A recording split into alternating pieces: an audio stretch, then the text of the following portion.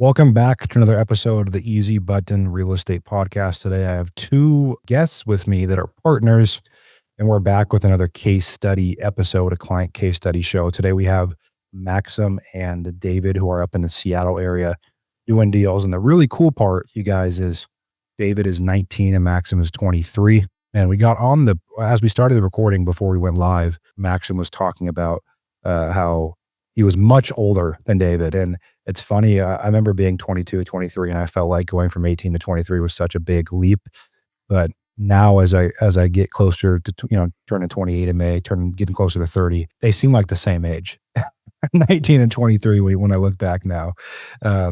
So welcome, guys. Welcome to the show. Why don't you both individually give the listeners just a quick elevator intro to who you are, how long you've been in real estate, and what you got going on up there in Seattle. And you guys are partners, so it's going to be a similar story. But, David, why don't you kick it off here? We'll go youngest to oldest. There you go. Okay. So my name is David. I started wholesaling about 3 years ago. So when I was roughly 16, how I started is I started crazy. Going on YouTube. Yeah. I started watching Jared Norton, then kind of went to the Washington State meetups on Wari with Ludamir and Yanwana. Then kind of transitioned slow to starting building my own business. And now found Max not too long ago. Now we're partners. You started at 16. Yeah. I was interested in business young at 17, 18, but 16, I was all just sports in high school. Like what at 16 attracted you to business? Well, I honestly wanted money and cars, but at the same time, when I was at 16, I was in high school and I hated high school.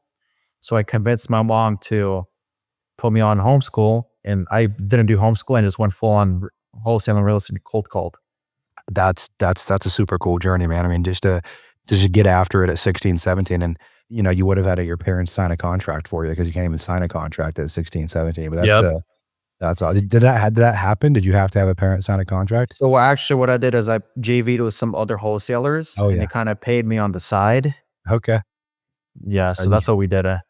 That's cool, man. That's cool. Mr. Maxim, what about you, man? What's your story? So my story, a little bit bigger age gap. So my story is technically been trying to get into the real estate industry. I've been going from job to job from anywhere from 16, got into the construction industry, flooring, exterior work, then went into another construction job. So I was mainly around the construction, kind of dropped out of college, ended up graduating high school. And then I'm like, you know what? I thought about getting into the medical industry. That kind of didn't work out. Was thinking about creeping up to age 21, creeping up on the logistics side of things for the logistics companies and trying to get into trucking, get my CDL. Then a lot of the work that I was doing was construction work. Wanted to be a truck driver and really kind of didn't have a plan, but I've always had buddies, friends around me that are in the real estate industry, mainly agents. Stumbled across wholesaling in 2020, 2021, started watching videos like Khan, Jerry Norton. I'm like, yo, what is this all about? And then I just started studying the industry. Like, what is this? Because I had plans of becoming a realtor as well back in 2021. I was like, man, this is dope. Started studying it, staying in construction. And I got to a position in life where I'm like, hey, I'm going to either go into the logistics business or I'm getting my license and jumping into real estate. Stumbled across wholesaling, met this dude, David, actually, and we were just talking. Next thing you know, he's like, yo, I'm wholesaling. I've have deals under my belt. I'm like, yo, I'm studying real estate, trying to get into the industry. I kind of told him my background. It was construction. But then a little bit prior to that, I actually got a sales job in solar. So that was actually my first taste of sales. Door to door? Door to door, yep. Were you doing that in Seattle or were you in Arizona, somewhere else? No, actually, I was doing that locally here. There was opportunities to travel to places such as... Door to door sales in Washington has got to be brutal. We don't even see the sun up there. It is brutal. So basically, one of my team members and mentors in sales and the sales industry that I was in said, hey, if you can sell solar door to door in Washington, you can sell anywhere in the freaking country. So I'm like, hey, got a little bit of sales experience, I want to see what this wholesaling is about. I've been studying it. I got connected with this dude. We had great conversations. Hey, I'm in the sales aspect of things. He's like, I'm door knocking real estate. And what we did was we kind of teamed up. And originally how we started wholesaling was last year, I believe. So it's 2024, right? So we got together and he merged his wholesaling knowledge, my sales skills from door to door, and we just kind of started door knocking. That was our official beginning partnership for wholesaling. So as a 23-year-old or 22-year-old, he's an 18, 19-year-old. We got together, filled up a tank of gas, and that was our bread and butter. We closed my first real estate deal with him, and it was a $70,000 assignment out here in Jeez. Bothell, Washington. That's awesome, man. Yeah, one of the things I'll say too, if you guys are listening on the show, and we have people of all ages and different experience levels, if you're hiring younger people or you are a younger person, one of the best pieces of advice I got when I was 18 and chasing down deals was your age is only really an issue if you make it an issue. Right. If you go out of your way to make it an issue with buyers and sellers and title companies, then it'll be an issue. But no one really cares if you're out in the field, you're trying, you're doing deals. In fact, experienced people love it when they see a young hustler that's chasing down deals. They want to help, and I've experienced that in my career. You guys are obviously young. David started this when he's 16. You started this in your early 20s. You guys have some sales experience. You guys have some deals under your belt. You guys are both together, Easy Button Deal Engine clients. You guys started with us in July. How did you guys, you did a couple deals, you're trying to scale. How did you find out about us, Easy Button? Myself, what was the intro? How did you find out about us and what we do? I guess I'll take over for this question. How I found out about Easy Button was actually through social media and actually through the following of your YouTube channel. I know a little bit prior to when I started, I was kind of just following all the type of wholesalers on the YouTube space.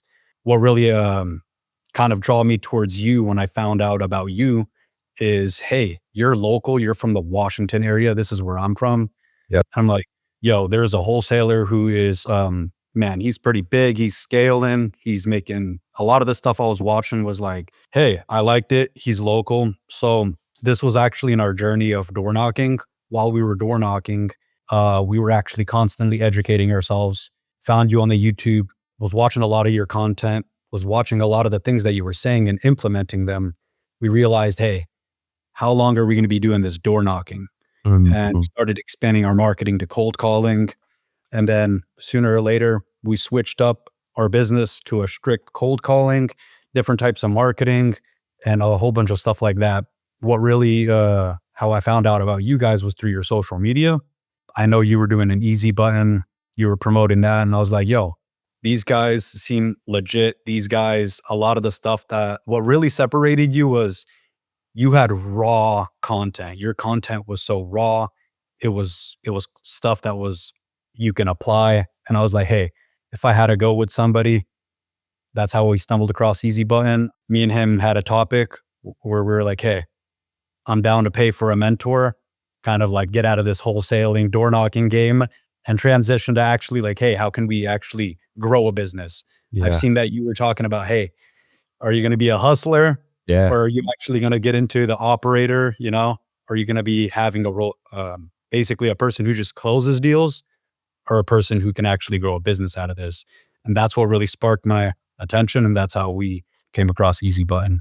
Yeah. And then that's really what we're about is help people take that leap from hustler to professional and turn a business out of it. We're going to talk about in a little bit, you guys listening, about these two guys, and they have a $150,000 deal closing in October that I know one of our coaches, Tyler, was able to help them with. And so we'll get there. Before we get there, you guys, a lot of people are in partnerships. How do you guys divvy up roles in your partnership? Especially being young guys, like who is responsible for what does each of your daily workflows look like? Break that down for the audience, whoever wants to take that question. How it actually really happened is we were kind of all over the place before EBRE. When we got into this space, this actually really helped us understand what we're doing, what we're used to doing, and kind of our goals and what we want to start doing. And believe it or not, actually EBRE and Tyler E, and shout out to Tyler, man. His great. guidance, dude. Yeah. dope mentor. His guidance and wisdom in wholesaling and in the industry is just, he taught us a lot of things. And that's actually how we kind of started separating both of our kind of roles, was through Tyler's insight and like, hey, what are you guys doing? Originally, we were kind of doing the same thing. Both of us calling, both of us marketing. Now we kind of divided our work. I'm more of running the sales and the acquisition side of the business. He's more into the networking, cash buyers, dispositions. That's kind of what we do now. Our structure is a little better, but I'll let David take over. So I basically run the day-to-day acquisitions. We wake up in the morning, we clock in, we take a look at the CRM. Okay, this is what's going on. And the biggest goal is just talking to sellers, watching a lot of your content, listening to Tyler, man. Tyler is just a beast. I feel like a lot of the stuff we were doing was useless. I mean, the main part of the business is literally talking to freaking sellers. Is literally talking to sellers. And that's the only way we were actually able to lock up more deals, is we have to talk to sellers who are motivated to sell their properties. You're going to run into a different issue, such as if you're locking up all these contracts, how are you going to sell them? And that's kind of where David steps in and handles all that, sets up walkthroughs and stuff like that. And then we basically split up our roles like that. It's a good way to divvy it up. Yeah, Tyler's awesome, you guys. If you guys are listening, Tyler runs our coaching department, and him and his team work with our clients one-on-one on kind of everything, right? Acquisitions, doing more deals, converting deals that maybe people think aren't deals, how they run their business. So that's what they're talking about when they talk about that part. I was recording content today. One of the things I'll double click on is I was recording some content today, and my video guy asked me a question while we were driving. And he said, what is, if you could only do one thing every single day in this business, what actually gets you paid? Because I feel like we all do so much productive distraction. We tinker with AI tools. We tinker with our CRM. We tinker at different marketing channels. We sit in Facebook groups. We go to meetups. The only thing that makes you money is talking to sellers. And, I've worked with private equity companies and family offices who have millions and millions of dollars to put behind this business. And they still struggle because their time's going everywhere but having someone on the phone and in living rooms talking to sellers. And so for you guys out there listening, these guys are 23 and 19 and have a $150,000 deal closing in October. And I've already done a $70,000 deal, and I'm guessing others, because they understand the foundational principle of this business is to wake up and protect your time. Like if you just woke up every single day and had 5-6 hours blocked to just talk to as many sellers as possible, put together deals, underwrite, learn, fail, that is how you make money. And your age doesn't matter. All the excuses you're trying to make in your head don't really matter if you just put in the hours talking to sellers. And I've done the math. You make about $500 an hour in this business per hour that you're on the phone talking to sellers. That's just the math. Let's move on to the next topic. Let's move on to this big deal. How it came about, how you guys got the lead. I heard the story originally. You didn't really think it was a deal. I don't know, from the story I heard, and Tyler stepped in and kind of helped you guys with it, to how you sold it. Walk me through this whole deal from where the lead came from, why you guys thought it wasn't a deal, how Tyler helped you turn it into a deal, and then any other details you want to share, because I think that's an exciting one for the audience to hear. 19, 23-year-old having a $150,000 deal close, and hopefully you guys aren't shopping for Ferraris already. This one's a crazy, I don't know if David, we kind of both have our own portion of the story about this, but it's actually a lead that came in from EBRE. Man, so this is why acquisitions is important, is because leads are coming in. I know a lot of our leads that we're doing is we have our own marketing. We have our EBRE marketing. And this lead came in. It was a property in Seattle. And it was a lady who was taking care of her older, I think, father or something. He's kind of older, taking care of him. We stumbled across this lead. And this is where David took over. David's running comps. I talked to the seller. They're interested. Originally, how it started was the lead came in. We made a phone call, and it was actually somebody out of Oregon. It was the owner's brother in Oregon.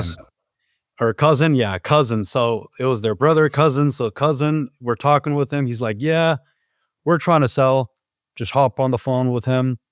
And he's like, we want 500, nothing lower than 500. We start having a conversation with him. What's really going on?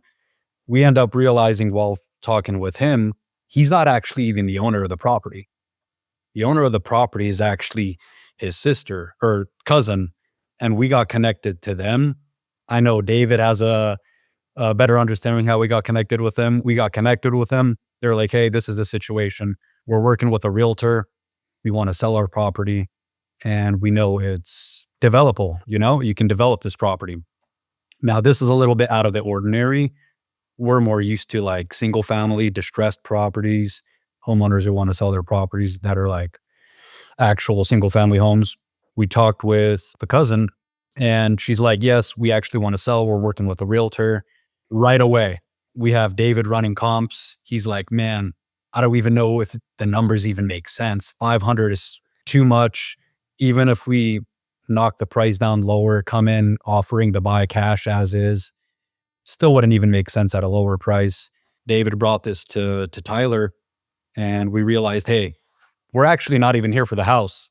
It's actually, this lot is actually developable. That whole street they were developing, I'll have David take over, because this is where David stepped in with Tyler and realized, hey, why are we over here analyzing the deal too much, when Tyler was like, we're looking at other buyers in that area buying up lots for like 600,000, 650,000, 700,000, and they're asking 500. Tyler was like, lock up the deal, just lock it up at the whatever price they want. And I'll have David take over from here, because this is actually, we realized, hey, there's developers all over that whole strip that are buying lots. They're asking for 500. We lock it up for 500. And then, And that's a good example of actually going off comps, right? Just underwriting. It's important to look at what's selling and why and who's the buyer.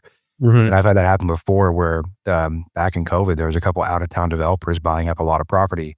And we used to be able to pay market value and put a $50,000, $75,000 fee on a deal because developers wanted them. So David, what was the conversation with Tyler? What was the process of realizing what you guys could get for this, then actually going out and getting that number on this? Yeah, me and Tyler are doing comps. I'm like, yo, Tyler, I don't think this crap's worth it, It's like, the house busted. I'm like, we'll probably need our 400,000, not 500,000. And we started doing comps on the buyers who's buying it. One buyer bought 2 lots for 1.3 million. Another buyer bought, so the median price came out to about 650, 700,000 the buyers are paying for that area, for that lot size. But I still have doubts about it, because we're not really into like developments, lots. So me and Tyler are like talking. He's like, bro, just log that crap up. I'm like, okay. Me and Max got a meeting with the sellers, got under contract within a day. And I called that one buyer who was buying lots in that area, and I sent him all the details. During that day, I'm actually helping out a seller get all the stuff out of the house for another wholesale deal. Then the buyer calls me back. He's like, hey, I don't know, man. I got to be at 650 for this home, for this lot. I'm like, what? 650? By then, I have to calm during him. I'm like, yo, what? Yeah. You have to calm down, or you don't want to thinking that. I can't get too excited. So I prayed. I was calm. End the call right away. Called Max, like, yo, we just got a $150,000 sign fee. He's like, what? I'm like, yeah, crazy. Thanks to Tyler's knowledge, who locked it up. Even though it didn't make sense from my flipping side, which we should have looked at the lots for the developer perspective in that area. And that's how we locked it up to Tyler's help. That's, believe it or not, it turned in from, this is why, hey, analyzing deals is so important, because, hey, you might stumble across, you're used to single family, but actually this is our biggest assignment yet, and it was a land flip. I mean, these guys are really looking at that lot, and our biggest assignment turned into wholesaling land, wholesaling a lot, not even single family. So really just understanding that. The crazy thing is, we usually lock up a lot of contracts over the phone. This one, since we were local, we actually drove out there in person to meet with the sellers. And it was the same exact day. We were pushing for that meeting, because usually most of the deals, they don't sell within days. They don't sell within weeks or months. This seller, on the other hand, they're ready to sell. This has been on their mind. They're currently talking with a realtor. They're trying to sell. So we're like, hey, this is a hot lead. This is not something you nurture. We're pushing to lock up a contract. So the first thing on our minds was like, hey, I'm pushing for a meeting. We're local. Anytime anybody is local for any wholesale deal, I highly recommend push a meeting in person. It doesn't hurt. Fill up a tank, gas, drive 10, 15, 20 minutes away. If the deal is worth it, meet with these sellers in person. I noticed that when meeting up in person, it's more raw, it's more personal, and sellers tend to not close you out, listen more. And you have a deeper relationship, a connection with sellers. And that's ultimately that's the trick, is just having the connection with sellers and helping them out. I think it's a good piece of advice. One of my larger deals ever, when I was 21 at the time, we were doing some text marketing back when it was a big thing during COVID. We got this text like, hey, yeah, my home's worth $700. I'll give it to you for $450. And it ended up being $175,000 fee that closed in like 2 weeks. And we were like, we got to go in person. We don't want any risk on this one. Like, we already had a buyer lined up. So we drove up in, 30 minutes in person and got it done. And then had the buyer, we picked up the buyer on the way and had them come with us. And we signed the purchase and sale. Then we went out to the car and had the buyer sign the assignment agreement. And then we closed in 2 weeks. Obviously, when you're 21, that kind of money, you're like, oh, any age, shit. Right now, I'd get in my car for 2 hours and drive for that kind of deal, right? Right. So that's awesome, fellas. I mean, it's cool, and it's an example. It's a big example for you guys out there listening. In this business, you make your money on underwriting. You make your money on what you can contract a deal at. If you're wholesaling, flipping, developing, whatever you're doing, and that's a lot of what we focus with our clients on the deal engine. Of course, on the deal engine, you get the leads, which help get opportunities. But then, if we wouldn't have pushed them on the underwriting of this deal and thinking about like a development deal, that could have been $150,000 that was never realized. So that's the importance of coaching, and coaching has such a bad rap in our business because a lot of them are slimy.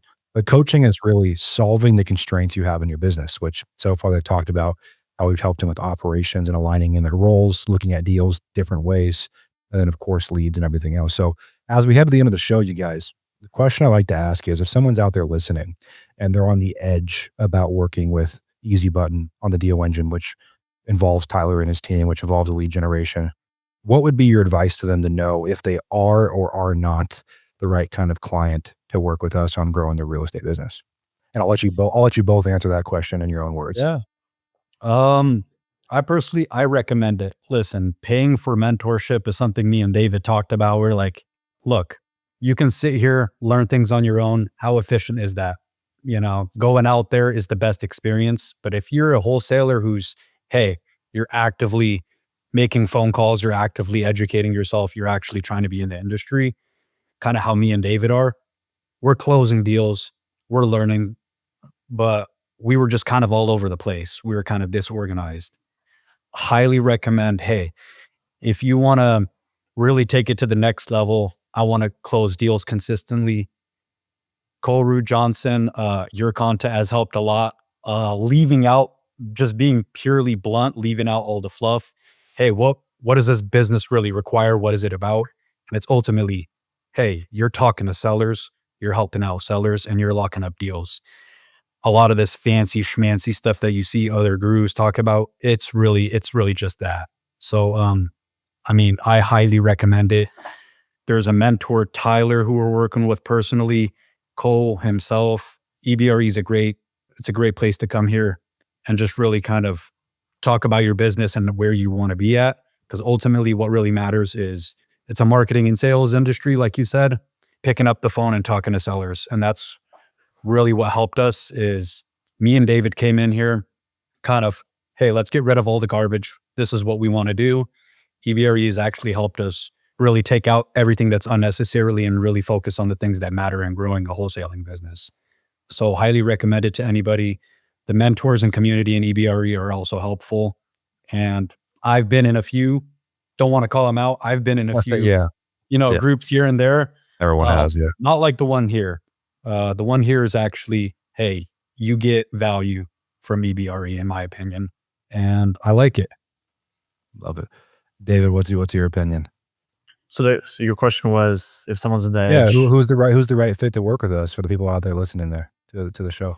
I mean, I'd recommend anyone to EBRE, but the reason why is, so I started wholesaling when I was 15, and I watched a lot of wholesalers. I probably watched every single one you can think of from Arizona, different states. I'm not going to call anyone out, but a lot of them they're good. They can teach you stuff, but once you join their groups, it's bull crap. I joined a couple of school groups with big wholesalers, and we paid for some. And once you're in the group chat, you really don't get knowledge out there. You kind of join a newbie group, and it's a newbie group, and you're just stuck there like everyone else. And just in some group chats, people are like, how do I get leads even, But once we joined EBRE school group chat, people are just, hey, I locked up a deal. What I do that. There's a lot of action going on in EBRE, and which I like. It's a great community because people are actually getting deals done. Most communities I joined, a lot of people's are not getting deals done. They're just stuck on the same level. And it seems like the community and the, I guess, guru is not doing crap. He's just there to make money. So I recommend it to anyone. Small or big, honestly, any wholesaler who's out there, if you're even getting a deal, you got your first deal and you're getting your second deal, to anybody who's, to be honest, is closing 5 to 10 deals a month, highly recommend it. Yeah, once you're starting to get deals going, it's kind of more of, are you really going to be stuck chasing the next deal? Or are you actually going to build a systems? Turn it into a real business. Yeah, have a real business. And hey, how can I make these deals that I'm closing a repeatable process? How do I go from 2 to 3 leads a month? How do I go from 5 to 5 leads a month? How do I scale this to 10 leads a month? I love it. Well, 2 young killers, guys. I appreciate you guys coming on. If you guys want to connect with these guys and get to know them and other people that are clients, we have the Off Market Method community, which you can join below this show as well. It's the cost of a dinner, and we have 3 live calls a week. We have a classroom journey in there. It's a great place to get to know us and amazing clients like David and Maxim. If you guys want to work with my team one-on-one like they have, you can also check out Easy Button Real Estate in the link below. We only grow this show through word of mouth. We've grown tremendously recently, so I appreciate you all sharing with coworkers, friends, family, business partners. Continue to do that. Let us know what you want to see on the show, topics, people, and until next time, as always, you're only one deal away.